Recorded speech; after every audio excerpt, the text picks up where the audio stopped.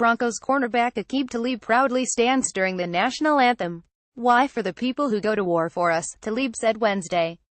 Teammate Brandon Marshall has taken a knee and raised a fist during the playing of the Star-Spangled Banner prior to Denver games, giving a voice to victims of police brutality. Dallas Cowboys owner Jerry Jones and his fellow NFL teams would be on firm legal ground to suspend or fire players that protest at the stadium. "Yes, a player could lose his job for a political protest," said attorney Adam Schlattner, leader of the sports industry team at Cousin O'Connor in New York. And President Donald Trump has taken to Twitter, trying to bully Commissioner Roger Goodell to finally demand that all players stand out of respect for our country. But here's what smart people in pro football know: while anthem protests have contributed to declining television ratings, the players are the sport's lifeblood. It's impossible to dictate the terms of patriotism with athletes, strong and stubborn by nature. When Broncos Chief Executive Officer Joe Ellis and franchise owners gather next week in New York, hoping to move past the anthem controversy, mandating that players stand for the anthem would only give rise to the popularity of a new fight song in NFL locker rooms.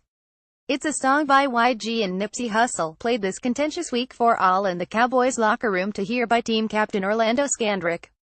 "I was listening to my music," Scandrick explained to the Dallas media. "I like that YG song. The lyrics denigrate and threaten Trump in a very direct and profane way, raising the emotional ante against a president that has referred to any player that dares to protest during the anthem as an sob."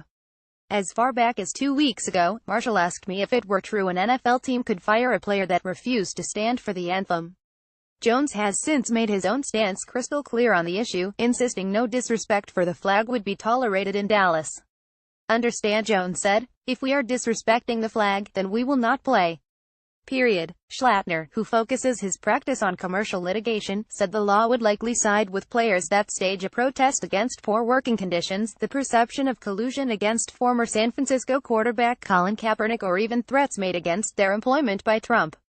On the other hand, Schlattner said teams could suspend or dismiss a player that stages a political demonstration, such as a protest against police brutality, on company time.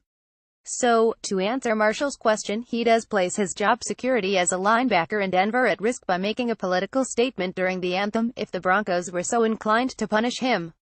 Talib gave voice to active military members and veterans that take great offense to anthem protests, saying he doesn't believe kneeling solves any problem. "Trump may make us go to war again, and then those guys are going to go to war for us again," Talib said. "That's why I'm standing. I appreciate everything those guys do." While the NBA has long fostered a relationship with its players that has encouraged them to speak out on social issues, dating back to the "I Can't Breathe" t-shirt worn by Cleveland Cavaliers star LeBron James in 2014 after the death of Eric Garner in a confrontation with a New York police officer, the NFL has a more troubling history of regarding its athletes as faceless, replaceable parts. While Goodell has circulated a letter to all 32 teams stating he wants players to stand for the anthem, the commissioner insists the issue will be addressed with input from the players' union. "You mean there might be a better answer to the anthem controversy than a Twitter tantrum? Politics might encourage passive aggression, with Vice President Mike Pence walking out on an Indianapolis Colts game where Peyton Manning was being honored, but football requires its participants to get down in the trenches with a foe. A real leader tackles a problem head-on," Facito face, seeking compromise that at least partially serves the end goal of both combative parties. Here is the NFL's chance to be better than Washington politicians, who are too busy pointing fingers of blame to get anything done.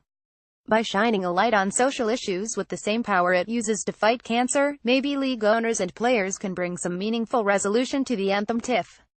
Talk it out. It's what adults do. As Broncos defensive end Derek Wolfe recently said, "Don't you think it would be great if the rest of the world would try that? Sit down and talk to each other.